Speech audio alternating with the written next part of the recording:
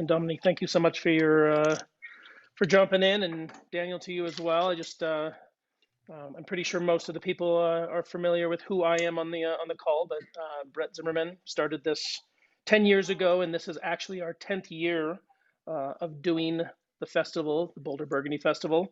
And we started it just as a goal to educate people and inspire people to drink more and learn more about Burgundy, which is something that we all love.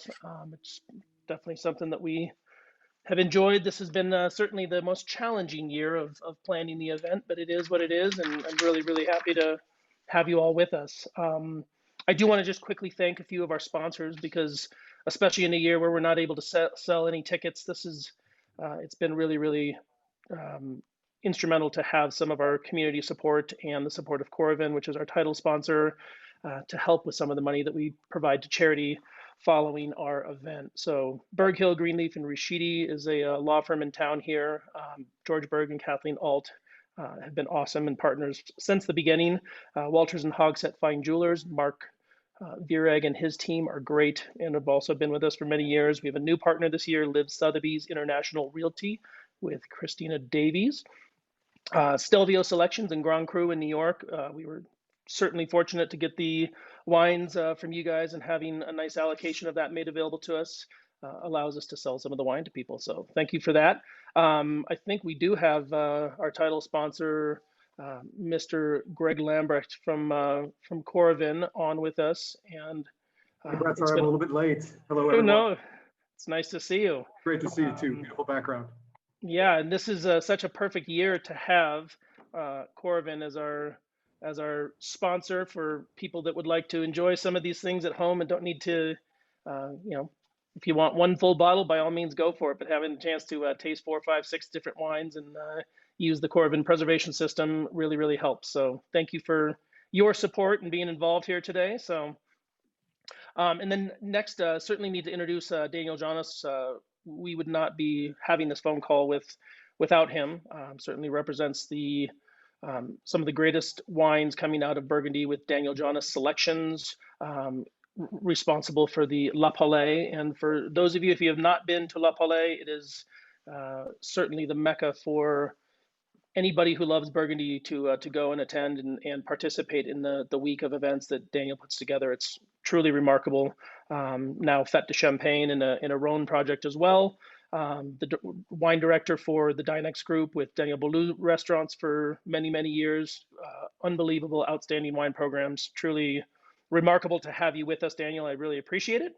And with that, why don't we send it over to Daniel just for an introduction and maybe a connection between him and Dominique, and go from there. We'll taste some good wines, talk about them, and certainly if anybody has any questions, you can certainly add a question to the if you would like to just type it up or unmute yourself and just chime in. We'd be happy to accommodate. So thank you all for being here, and Daniel, take it away.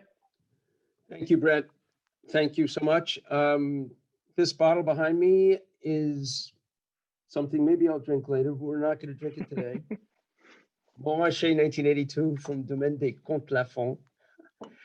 Dominique, it's good seeing you again. Last time I saw you, I think you were on a boat that had run out of gas on Lake Geneva with Etienne de Monti. Like dancing with Etienne de Monti, yes. You were floating around on the lake, desperate to get ashore so you could go to lunch at Vera.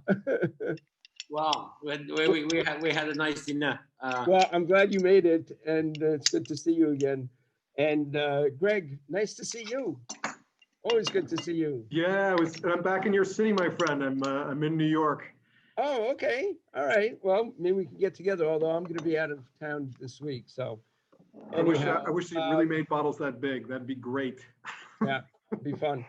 Well, Brett, thanks for putting this together. And, it's always very educational and fun listening to Dominique. He has so many stories, and he's a real wise man of Burgundy and has great visions. And some of those visions he'll talk about tonight or today or this morning, wherever you are.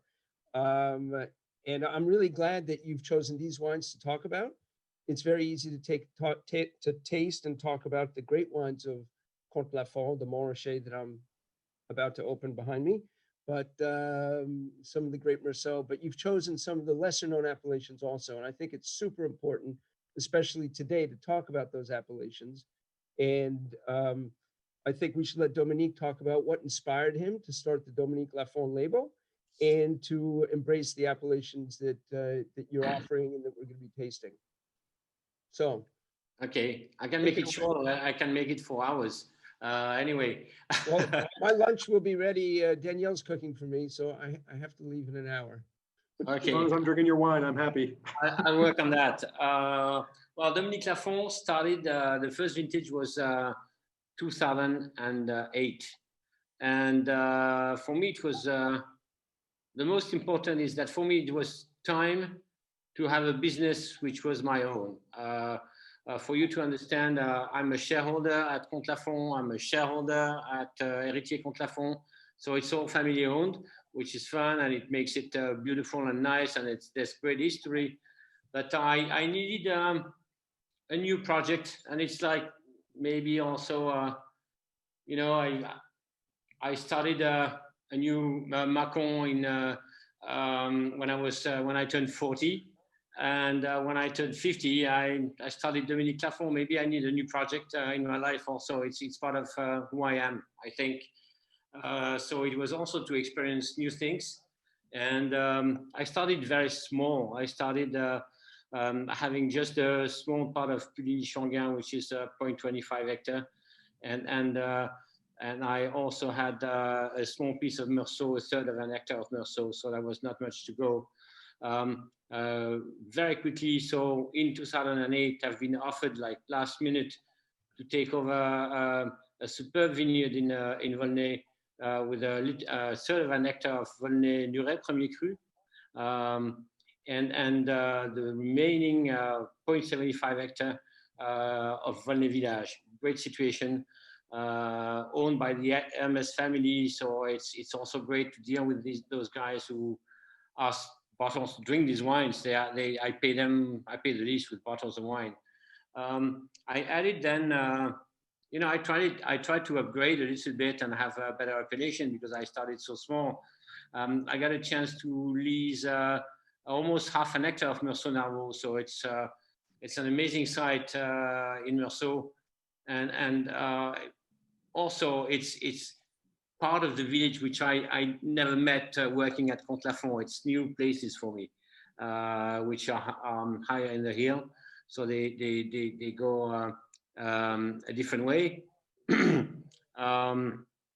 got that in 2010. I also got the Bonnet Nut, which is an amazing small vineyard, 0.3 hectare also. So there's nothing big at Dominque Lafon.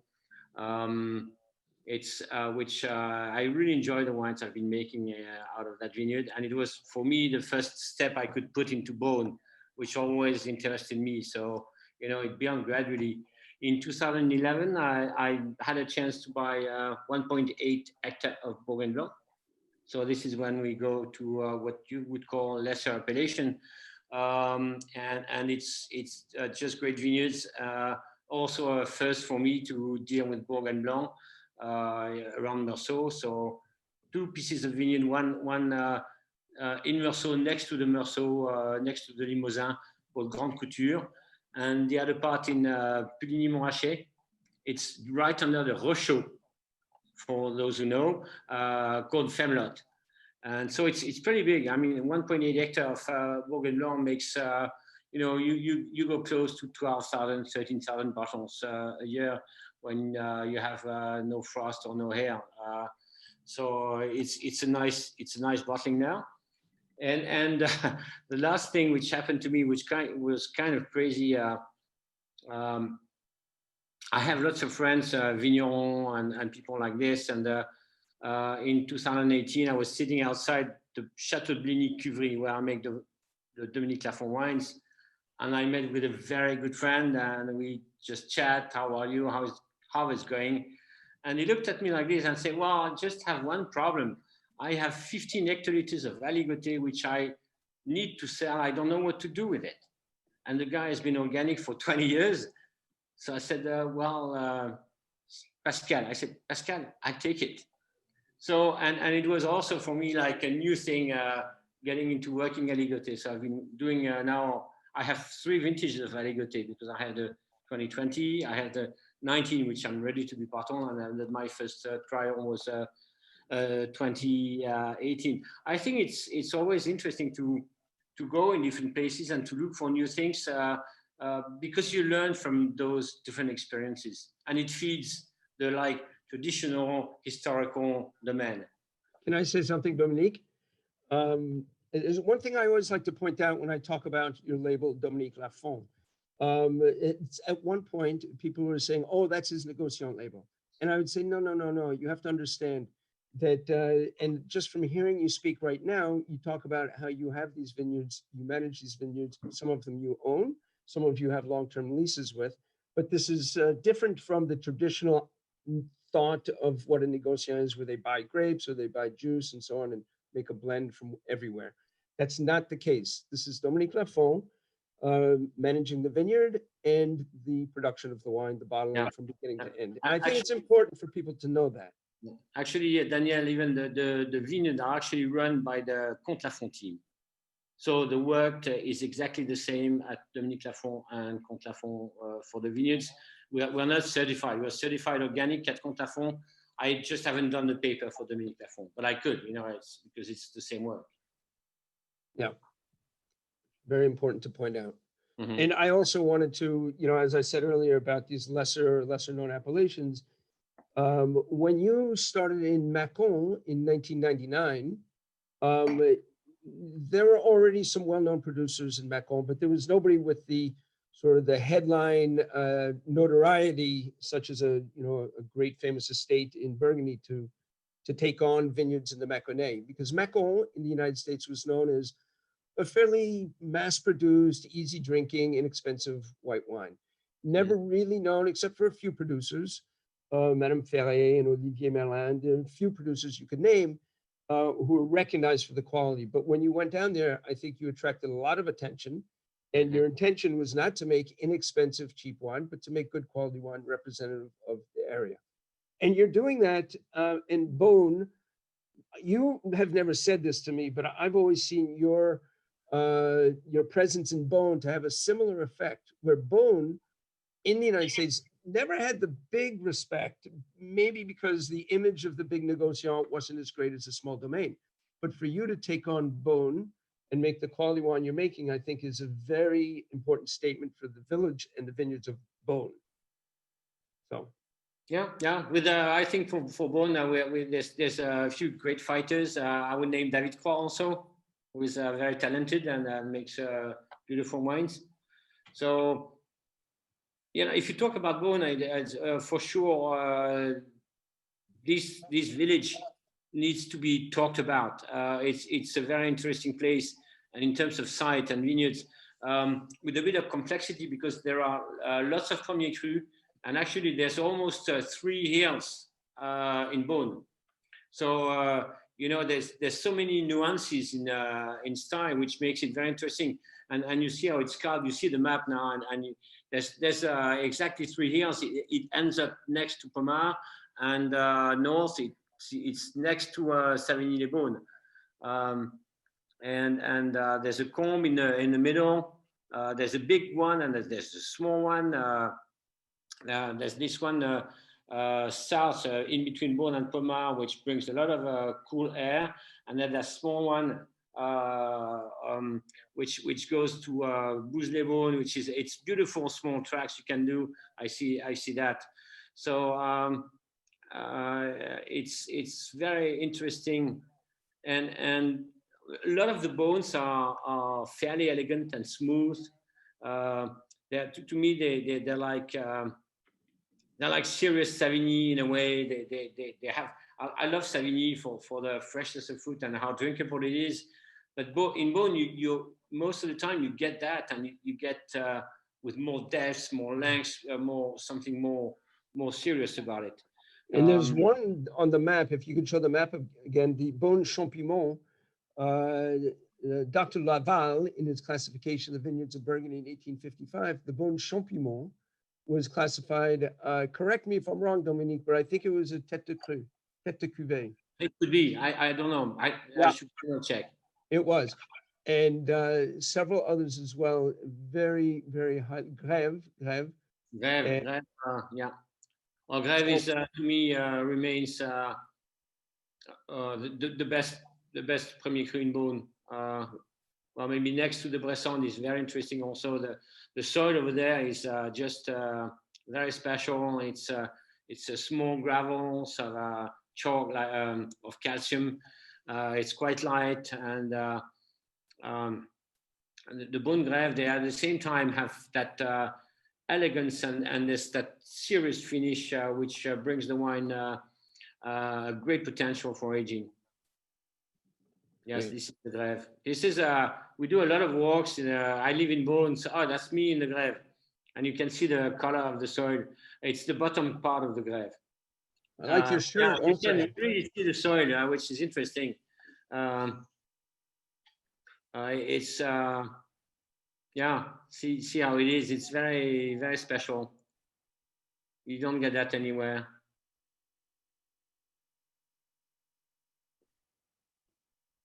Good work, Max. Perfect. Good job. Hey, Dominique, none of us could come over during the 2020 harvest. All we could do was hear about it and read about it and see some of it on Instagram. And can you tell us what it was like?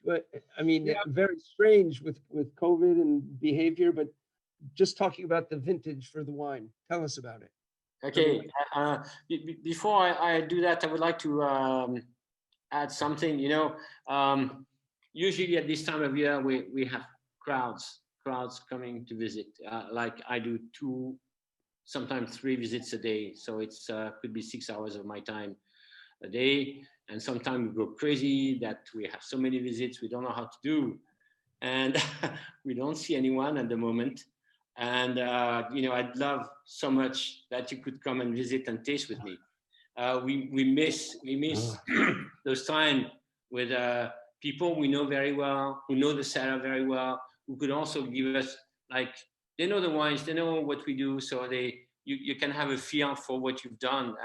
We are like left alone in front of our wines, which is a very strange feeling, actually, because the feedback from major clients is important to us also. So, which I think that there will be 2 vintages in a row where nobody will have tasted them, and it's the first. I mean, nobody has heard of how the 19s are tasting. There will be a few journalists that have done it, in that short period of time, like October and early November. English people came to visit, no American, of course, nobody from Asia. So it's like this. Then 2020 was it was special. It was weird, and it was nice at the same time. It was weird because we were under COVID, so we had a lot of very strong regulation to do those harvests. So it's kind of special, when you start by checking the temperature of every picker every morning, and everybody wears masks, and you sanitize your hands and all those things, and you could feel the pressure with all the people we had. Also, I knew we had to go fast because it was an earlier harvest, and it's the first time we hired 60 pickers. Usually I average 40 pickers. So it was a real big crew, which is even harder to manage. But I wanted to pick in less time than usual. Usually I do 9.5 days. I wanted to be 8 days. So we really pushed to go fast. Something very special, first of all, is that we picked reds first, when usually we pick reds after the Chardonnay. So I just, in Meursault, I just picked the Perrier and the Boucher the first day, because those places, they could go fast with not too big crop. And then we moved and we rushed on the Pinot Noir, which were starting to shrivel. Quite high potential alcohol. I would say everything 13.5 to 14. and more toward like the 13.8, 14 than 13.5. I mean, it's how it was. Very healthy, beautiful grapes. I think we lost a lot of juice due to the drought. So you gain concentration, and the wines are extremely concentrated. When you lose that water also in the berries, you concentrate the acidity at the same time. So we had concentration of flavors, concentration of sugar, and concentration of acidity. To me, when I get the first analysis, they have quite high acidity. They immediately reminded me of the 2005 vintage in terms of balance, in terms of numbers. So, and I know how the 2005 vintage is at the moment. It's kind of tight, and it's not evolving very fast. Most of the bottles are now kind of so backward or just starting to drink, and most of the time it's due to the almost too high acidity there is in that 2005 vintage. Combined at the time, I think we did more extraction because it was beautiful grapes.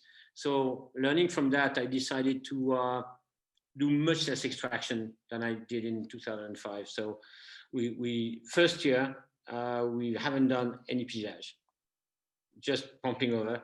And on a light kind of regime, we also, we've done shorter maceration. Usually we're like around 15 days or a bit more. This vintage, everything was under 15 days. I mean, 12 to 15 days, just to make sure we didn't get too much extraction. With a vintage like this, would you try a little bit more whole cluster in a vintage like this? Yeah, if I knew how to do it. No, I have one small experiment which will be fun. I've made 3 barrels of Monthélie Duresse, 100% all clusters, no sulfur. So that was fun to do. Also, as we talk about, let's go on to, maybe to the whites. The whites, it was different. We picked after the reds. Amazing crop. I mean, we're not well, slightly lower than 2018, which was a big crop. So it's nice. The cellar is full of whites, and with the crop, it happened the same way as in 2008. We had the highest alcohol was 13.5. A lot of what we picked is 12.7 to 13, 13.2. So an amazing balance. Acidity is incredible. The wines ferment beautifully. We have no problem, and it's not only me. You know, when you talk around, it's amazing how some vintages go crazy and do crazy fermentation and go for malolactic with sugar, and sometimes you get VA. You might get into all kinds of things. This year, all fermentation are just like so smooth, easy, and the wines are tasting really well with a lot of freshness in the fruit. A lot of freshness in the fruit. Did I hear you say make a comparison to 2008? No. Oh, okay, good. Not me. I misunderstood because I was surprised. I would be surprised if you said that. Okay. No. It's hard. It's hard to say how it compares.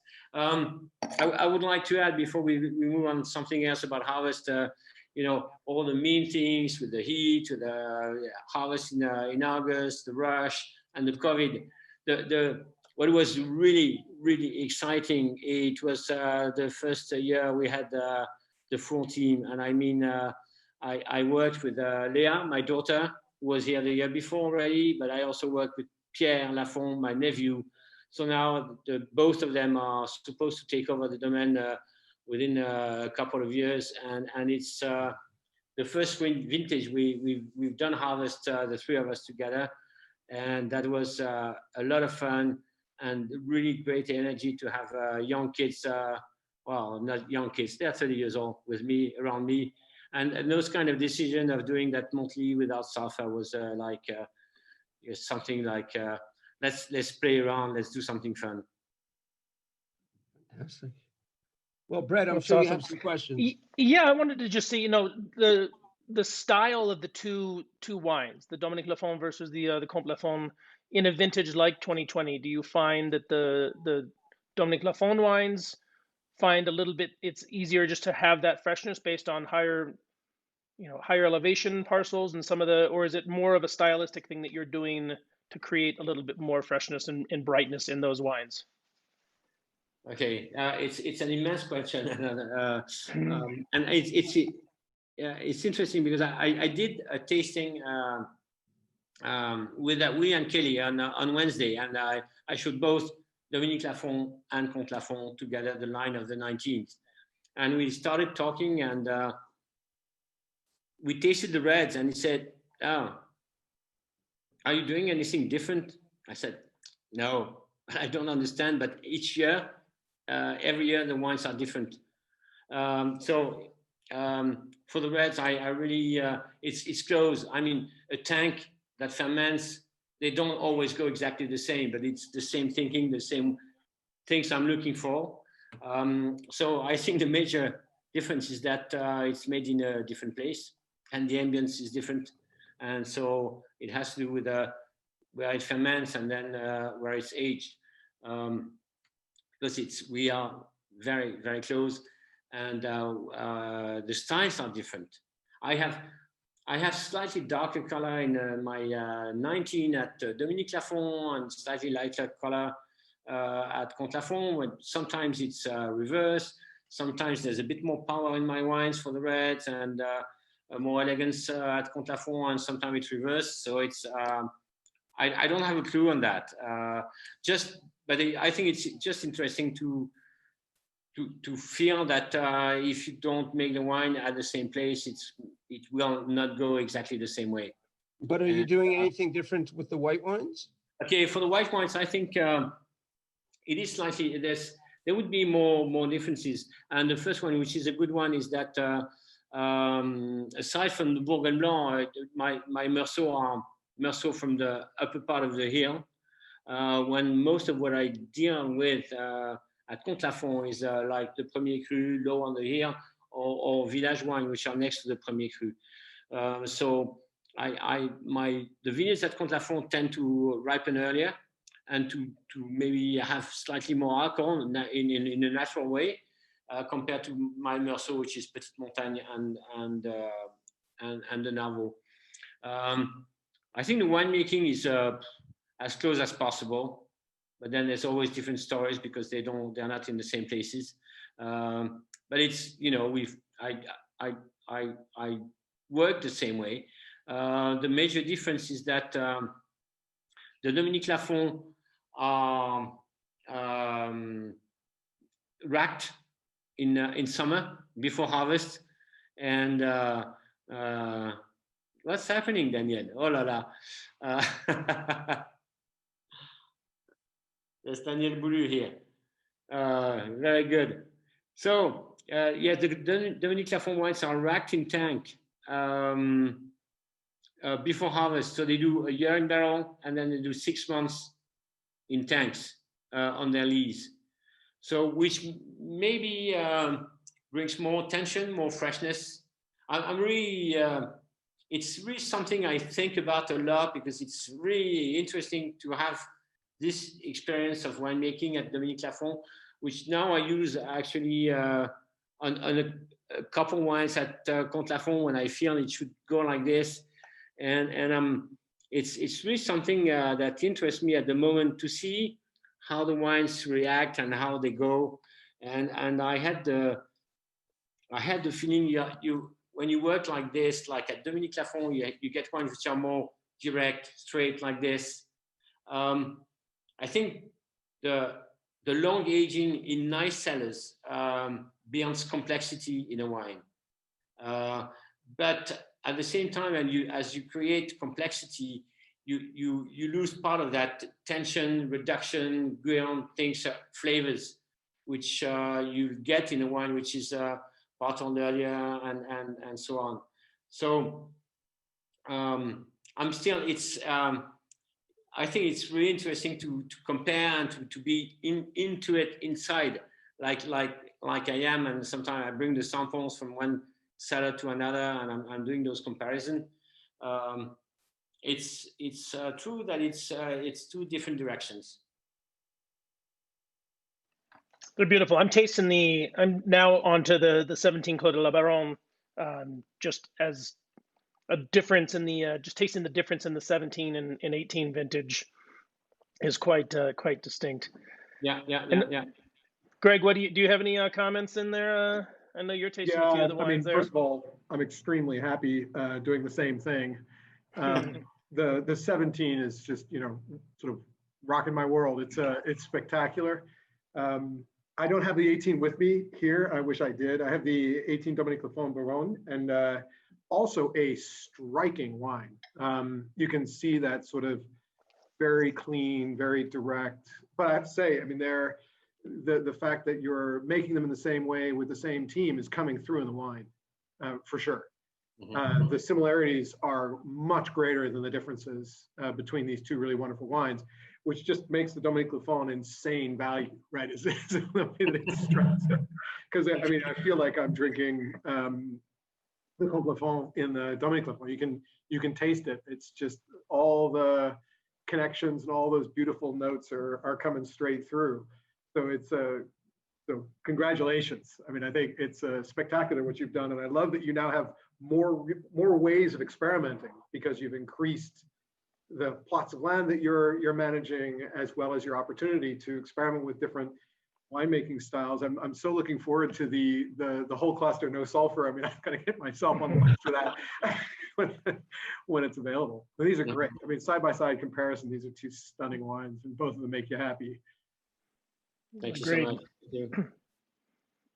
Yeah, I think it's tremendous value. I mean, the Dominque Lafon wines. I think I agree with Greg. I think the similarities have gotten closer together, and the difference is less than it was even 5 years ago. I think the quality has always been good, but it's neck and neck with Comtes Lafon, which is great. Have you experienced? I know we always talk about some of the climate change and impact in the vineyards, and that's something that especially in villages like Beaune and Meursault, whether it's frost or hail or some of those issues. Are you doing anything specific to protect against some of that or hedge in any way? Okay. Well, I can tell you, living outside and working with plants, that global warming is true, or or climate change. I'd call it. It's a better way to call it climate change, because it's not only warmer, but it's also we have more frost than usual because the winters are not cold enough, so the buds start shooting earlier than usual, and then it's at the season where you could still have frost. So we've had 3 years in a row with risk of frost, and 1 year in 2016 where we lost. I made a third of a crop in total, and just because I had some regions which didn't get frosted.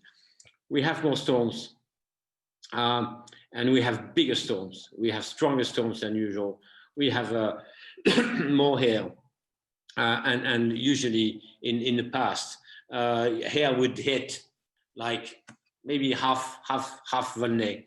Now it starts in Meursault, smashes Meursault, smashes Volnay, smashes Pommard, and hits Beaune, and maybe Savigny gets a little bit. So it's huge places that get hit now with those storms. And then the last thing is that the season goes faster, so the growth starts faster, flowering is earlier, and then we pick in August, which is getting like the norm. The normal is to pick in August when when I started making wine, I would say on average you would pick on the 15th of September, and sometime we would pick in October, even it's a change. So what do we do for that? For frost, burning candles, we have fans, we're trying to deal with that. but it's not an easy one. If we get a hard frost, we're cooked. Against here now, we've installed comment diffuser en anglais? Well, cannons. Cannons that shoot the clouds and just stop the hair, and it's been pretty efficient. So we've been protected. The last hail we've had was in 2014.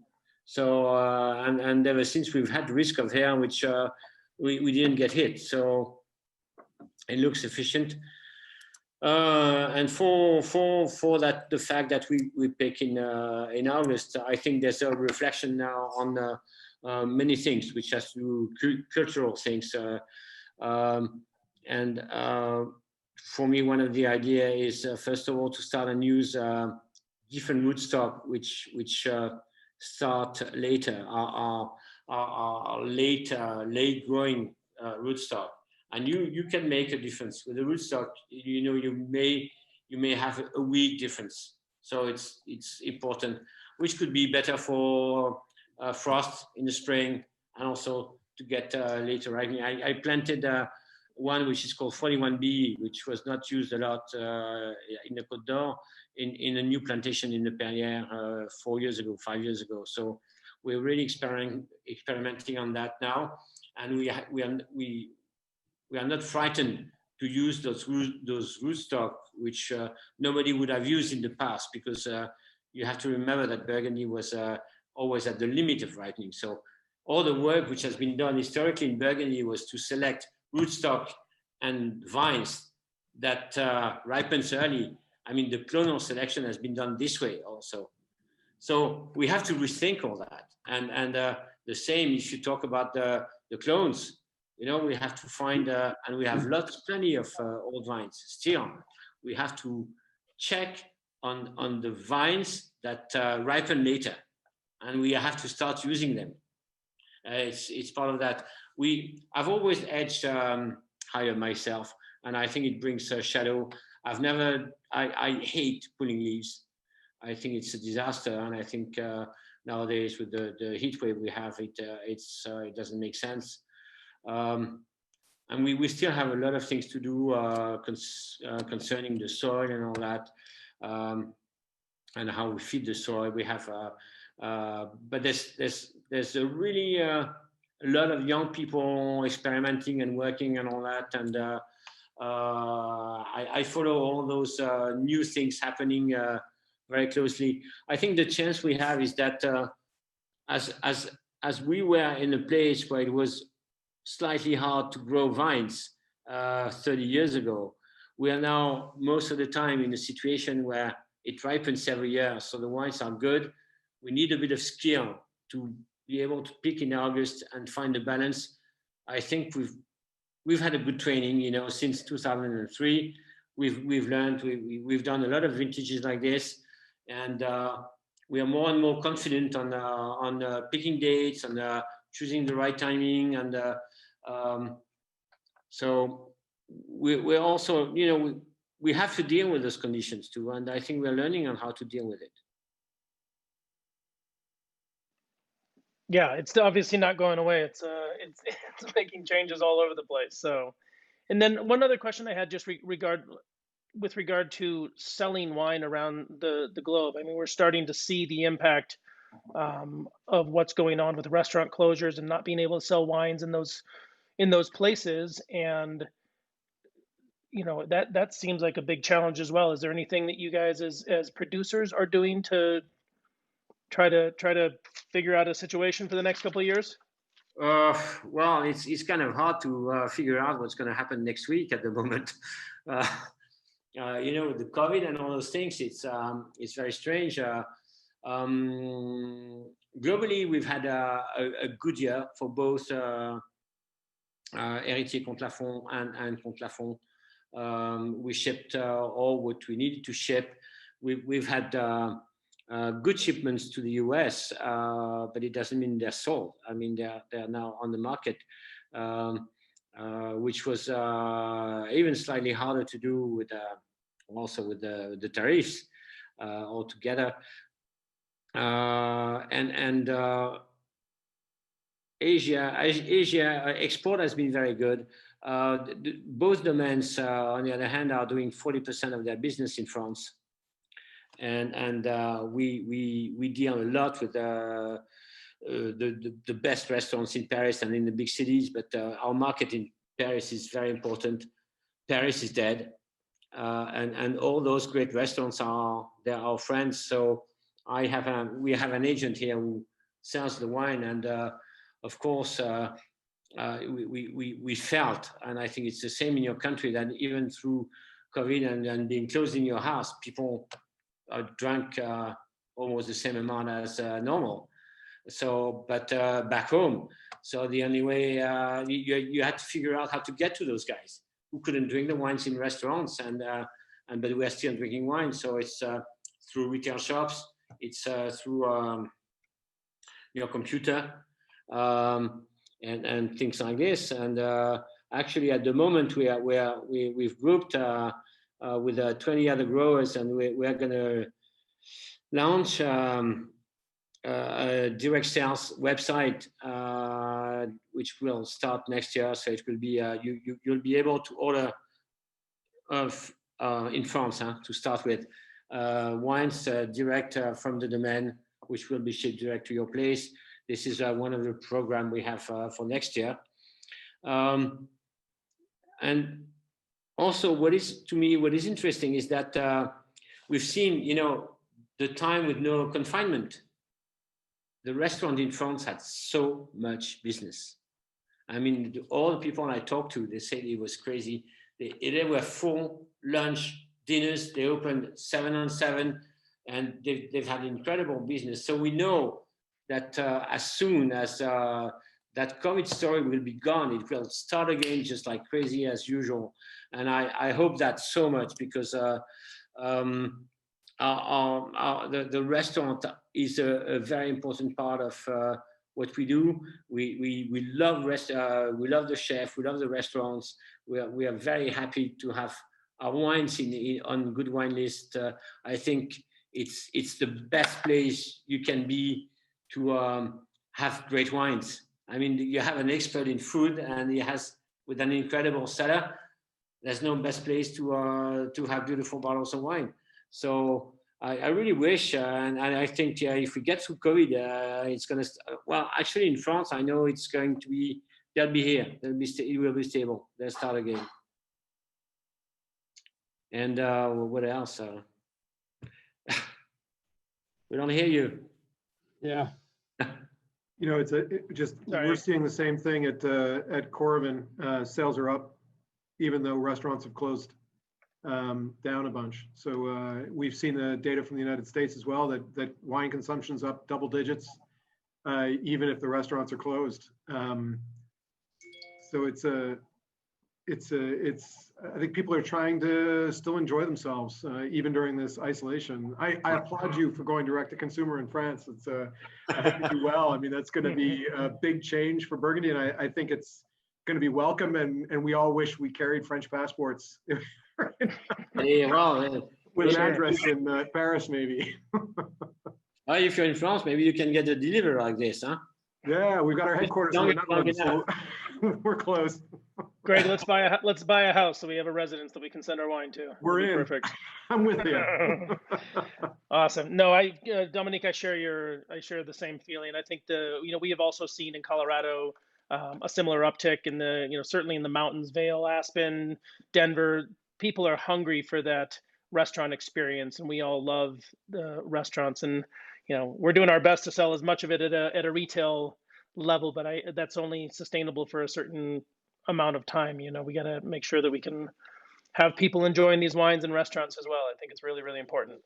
So I do want to talk a little bit about the Volnay and the Bon Epinot, because those are two of the wines that we have available to some of our customers. And I don't know if anybody is enjoying any of those right now during this particular tasting, but I know there's lots of people planning to tap into these wines at a later date when we post the call to our website. So do you mind just at least talking about the Volnay and the Bon Epinot? I know you mentioned earlier in the call you're quite fond of the Bon Epinot. Yeah, well, I'll start with the Volnay first. It's a village level. So as I told you, it's 0.75 hectares, very, very old vines. Actually, in 2018, one part was pulled out, so it was only a half an hectare. Max production I get in that vineyard is 30 hectoliters per hectare, so it's always small production. As I mentioned, it's owned by the Hermes family, so it's the wine which is served at their table. So I think it's pretty chic.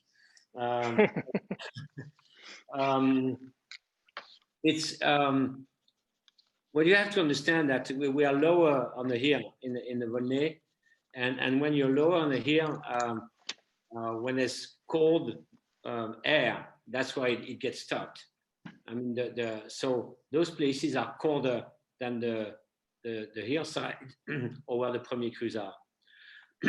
It starts to grow later, slightly later, and it ripens later. So when we do harvest everything together, Comtes Lafon and Dominque Lafon, and I pick vineyards. But usually the 4 last vineyard we pick is this vineyard of Volnay.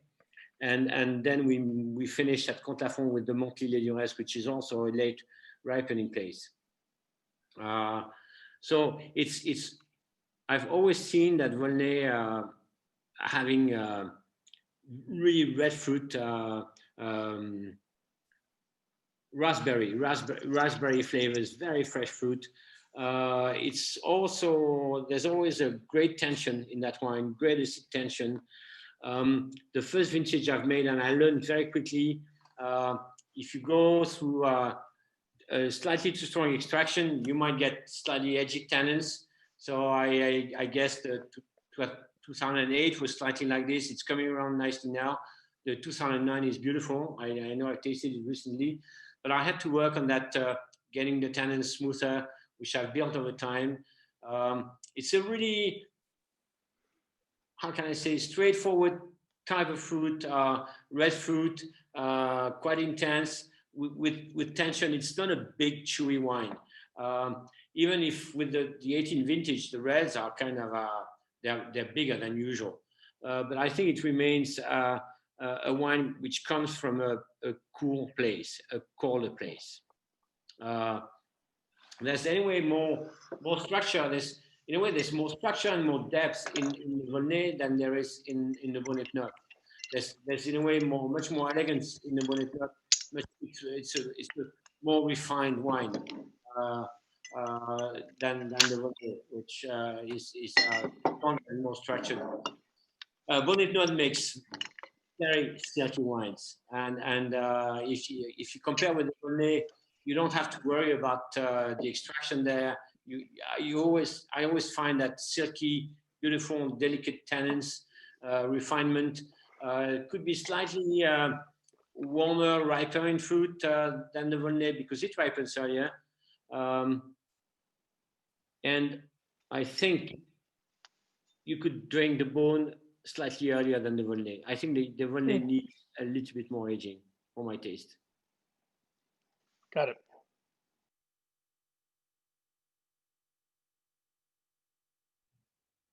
Brad, you went on mute. Sorry. Does anybody have any questions about the specific wines? I know there's a handful of people that did pick them up, or any wines in the Dominque Lafon lineup. I guess not. I'm certainly enjoying them. I think one of the things that I've always appreciated about your wines, Dominique, is I put you in the category of a producer that makes world-class red and white wine. And there are places around the world where there are a few people that do that, but I think I've always really, really enjoyed both of your red wines and your white wines. I think they're world-class in both categories, which is really impressive. So thank you. Cheers to that. Thank you. I'm gonna have a bit of red. It's perfect for us. It's perfect time for us because it's close to aperitif time. It's an old say we have with friends, and Daniel, the first one who started that is Jean-Pierre Desmet, who always says, "Le bar ouvre à 7 heures." bar opens at 7, so we never open a bottle before 7. I guess you don't have Check AM our or clock, and at PM. 7 we open the bottle. AM or PM, that's, Perfect. Perfect timing. Yeah, Danielle just served me a glass of Lafon with the Coravin, by the way, Greg. Great. Your technique is always great, my friend. And you've got the Model 11. What could go wrong? Yeah, I love it. I love the pivot also. That's a great one. The pivot. And Oh, yeah, pivot. That's right. I can talk about it. Greg, thank you for doing this. And Brett, too. Look, I'm getting served by the chef. A Oh. little pâté de campagne, a little Meursault from Lafon. And I don't even have to do anything here. I'm just listening. I've got a salad over there from Sweet Green. It's not quite perfect as a pairing, but the cheese will be.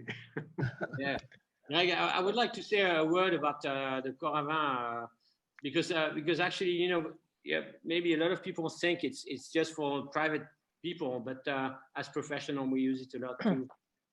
Thank you. Seriously, Well, you know, I'm one of the largest use I do is when I go to a dinner or when I send one for something special or magnums or whatever, I check. So I'm sure then I don't send anything which is cork, which has a problem or whatever. So it's a great way for us, and we feel more comfortable when we send all those wines because they've been controlled before, and I know because we've done that. You know, the big magnums for La Poule de Meursault, they're always checked, and sometimes they're shipped like 3 months before the party, and I get to taste them in the US, and they're perfect. Yeah, well, thank you. I remember our first meeting. It was when we pulled together, if you recall, back in maybe 2014 or even 2013, the fall. We all got together and we Coravined half of the bottles in a case of 6 different wines, and we came back at 6 months and 1 year and 2 years, and blind tasted everything. I mean, Burgundy has been literally the most receptive wine producing region to Coravin worldwide. Okay. And it's Napa close behind, Australia right behind them. But it's been, which is what's so wonderful to me, because I love your wines so much. I mean, Burgundy produces just some of the best wines on the planet, if not the best wines on the planet. And to have that type of reception and to have the relationships that we built through this has been fantastic. And to know that you're using it for all the different reasons that you do, makes me smile and makes me warm inside. I mean, I already love the wine, so biased heavily. It goes all the way down the line, Greg, also, because Dominique one year sent some bottles of Montrachet for one of the dinners during La Poule de New York.